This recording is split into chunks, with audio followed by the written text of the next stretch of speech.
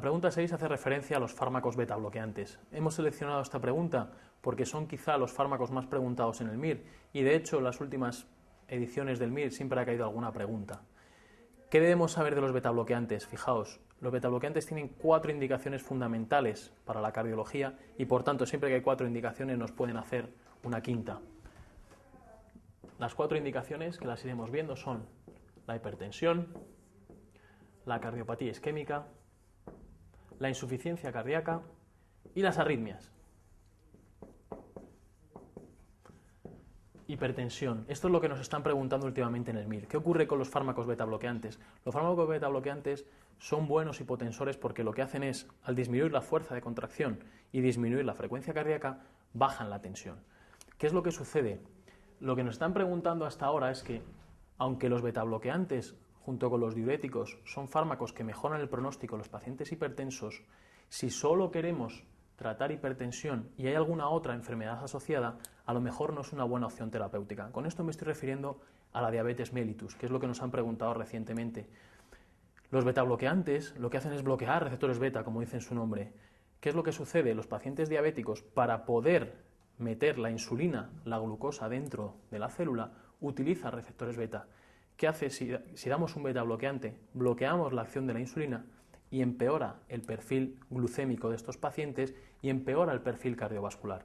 Por tanto, un paciente que es hipertenso y diabético y solo hipertenso y diabético, la mejor opción terapéutica no es el fármaco beta bloqueante, es el IECA, no lo olvidéis. Entonces, una contraindicación relativa para el uso de beta bloqueantes es el hipertenso diabético. Otra cosa es el hipertenso con cardiopatía isquémica, en donde el beta bloqueante está absolutamente indicado. La siguiente indicación es la cardiopatía isquémica. Debéis acordaros que los beta bloqueantes se deben asociar siempre a todo paciente con cardiopatía isquémica, sea la que sea, desde el inicio, porque mejora el pronóstico, siempre y cuando no haya ninguna contraindicación para ellos, y es cardiopatía isquémica crónica y también en los infartos agudos de miocardio, siempre y cuando no haya contraindicación. La única angina de pecho o cardiopatía isquémica en la que no se deben asociar beta bloqueantes es la angina de Prince-Metal. ¿Qué ocurre? Acordaos que es una angina vasoespástica, se produce por un vasoespasmo coronario. Los beta bloqueantes, al bloquear los receptores beta, no solo bloqueamos receptores beta 1, que son los que nos dan el efecto de frenar y de bajar la frecuencia cardíaca y la contractilidad, sino que también bloquean los receptores beta 2 periféricos, que son vasodilatadores. Si yo bloqueo un estímulo vasodilatador, tengo vasoconstricción y puedo empeorar la angina de Prince-Metal. La otra indicación fundamental que no podéis olvidar es la insuficiencia cardíaca. Los beta bloqueantes están indicados tanto en la insuficiencia cardíaca por disfunción sistólica como en la insuficiencia cardíaca por disfunción diastólica. En disfunción sistólica la vamos a dar siempre daremos un beta bloqueante cuando el paciente esté estable y lo que haremos es dar dosis bajitas progresivamente mayores. Los fármacos que más han demostrado mejorar el pronóstico en los pacientes con insuficiencia cardíaca sistólica son el carvedilol, el metoprolol y el bisoprolol. En la insuficiencia cardíaca diastólica, ¿qué hacemos con un beta bloqueante? Con un beta bloqueante frenamos la frecuencia cardíaca, con lo cual damos más diástole a ese ventrículo para que se llene y aparte tienen efecto relajante, es un efecto que se llama lusotrópico.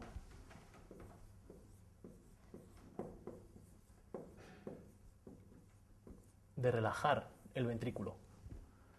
Por último, los beta bloqueantes son antiarrítmicos.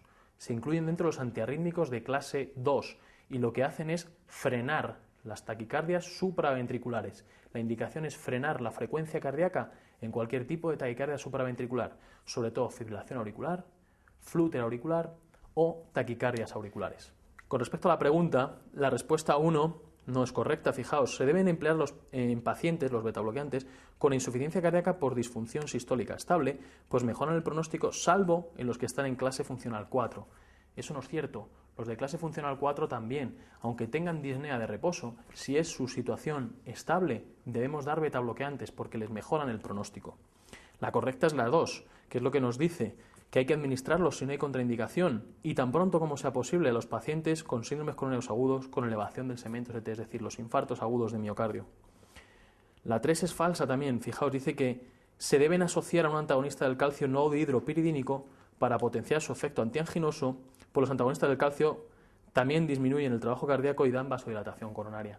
Nunca debemos asociar un beta bloqueante a un antagonista del calcio no dihidropiridínico, porque tiene un efecto similar, frenar y aparte disminuir la contractilidad cardíaca.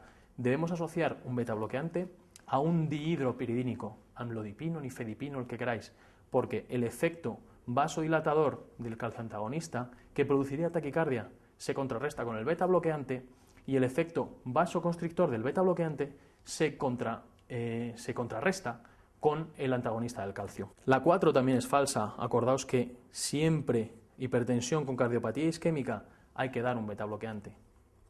Y por último, la 5 también es incorrecta. Pensad que el esmolol es el beta bloqueante que tiene la vida media más corta, no es de liberación prolongada y se da siempre por vía intravenosa.